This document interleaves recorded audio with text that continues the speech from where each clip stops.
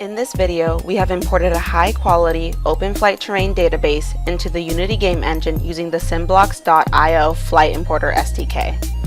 This terrain was provided by AVT Simulation and includes geo-specific buildings, shopping plazas, and neighborhoods. These houses can be used to represent accurate urban environments and local communities. Feature data has also been used to represent roads, streetlights, stop signs, and power poles. Once imported, each Unity game object can cast and receive shadows. Additional lighting, shadowing, and post-processing effects can be controlled within the Unity editor. All of these details are brought into Unity quickly and easily with a one-step conversion, enabling our customers to reuse existing simulation content. We have also added a first-person character with the ability to walk on the terrain and interact with the Unity objects.